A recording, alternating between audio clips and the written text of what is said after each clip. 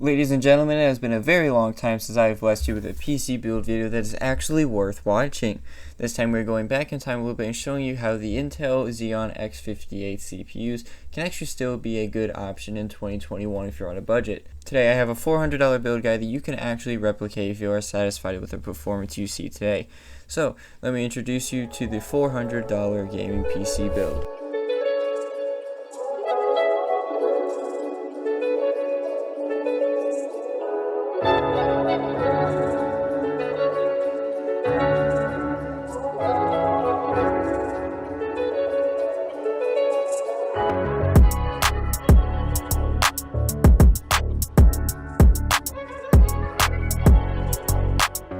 First, before I start, I'm happy to say that I feel more motivated to continue making these YouTube videos. I really haven't gotten much in the last couple months that would actually be worth making a video on. Literally, my last video was me filming in an abandoned car dealership, which you should check out, by the way. It's kind of cool.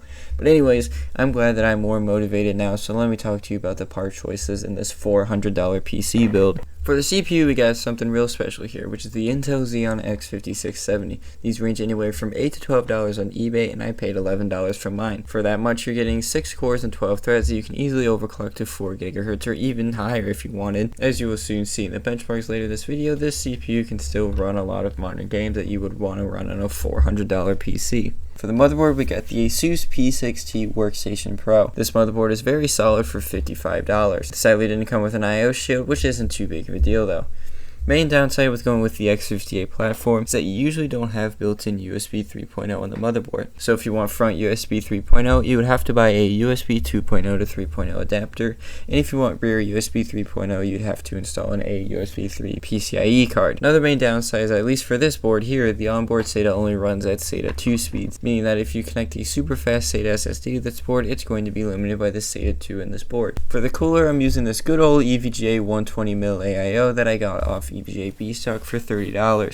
EVGA has a sale every Wednesday morning at 12 a.m. Pacific Standard Time, where they discount the PSUs, coolers, and a couple of other things like keyboard and mice. So I picked this cooler up for $30. I also stole this 120mm RGB fan that you see attached to it from another cooler that I'm going to use in next week's build that would honestly look better with a black fan instead. So no, that RGB fan does not come with this cooler normally. If you wanted to replicate this build guide, you can use any cooler you want as long as it supports the LGA 1366 socket and is actually beefy enough to cool the CPU. The RAM I got in this build is a 16GB kit of DDR3 1600 MHz from Corsair. For X58, it's generally recommended to use triple channel RAM.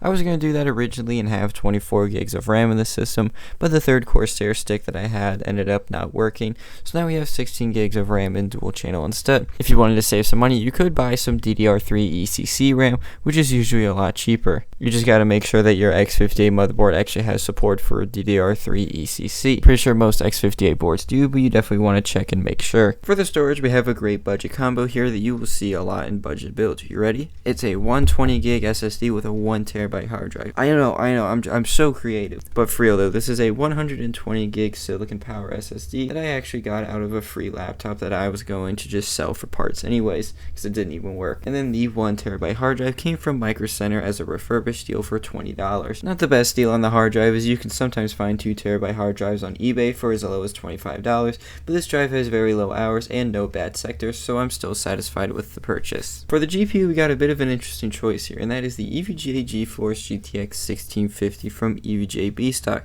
I paid $175 for this, which is a bit rough, as you can usually find 970s and sometimes 980s for the same price or a little less, and those would easily outperform a regular 1650 non-super. However, this GPU is fairly easy to score off EVGA B stock. My guess is that because most of the other people were going after the much better GPU deals on there. For example, the last drop that they did as I was filming this, they had a 1660 Ti for $250, which is a pretty good deal in this market. If you are in desperate need of a budget GPU and you cannot find any decent GPU deals online or in your local market, then I would say that B-Stock 1650 would not be too bad of an option actually. The reason I say this is because they seem to be a little easier to get than the other GPUs on there, mainly because people aren't going after it right away. But if you are in desperate need of a GPU, then the 1650 from B-Stock may not be too bad of an option, as it seems fairly easy to get since it stays in stock for a little longer than the other GPUs do.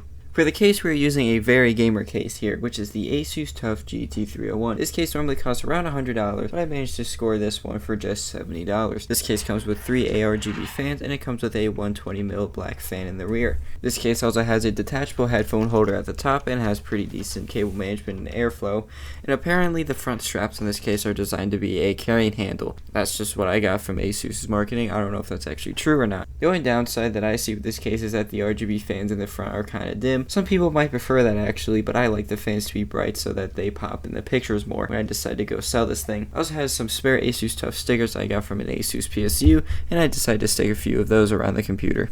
For the PSU, we got an absolute bomb of a deal. No, not the kind that will blow up.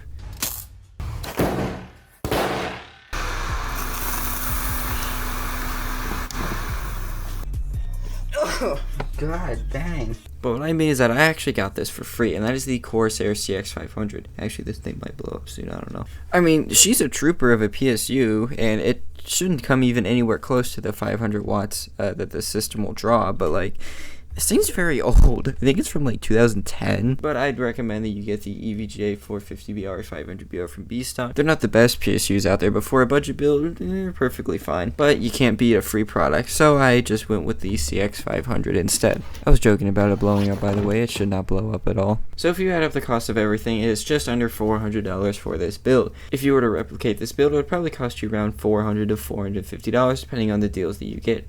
This is still a very easy build to replicate, and you could save some money in areas like the case. You don't have to spend $70 on a PC case if you don't want it. Heck, you could spend $35 if you wanted. But anyways, now let me show you how well this PC performs in 2021. We're going to be testing it with Minecraft, CSGO, GTA, Warzone, and Fortnite. Alright guys, it's time to show you how well the CPU from 2010 performs with a budget GPU from 2021.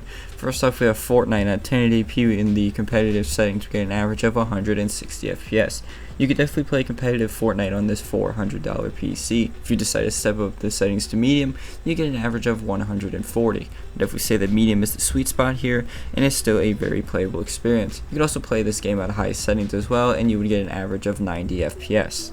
Next game is CSGO, and at 1080p low settings we get an average of 200 FPS. CSGO is a pretty easy game to run, but if you want to play competitively, you would definitely want as much FPS as possible, and you can definitely achieve that by playing on all low settings. If you want to step up to medium settings, you get an average of 180 FPS, and at high you get an average of 140.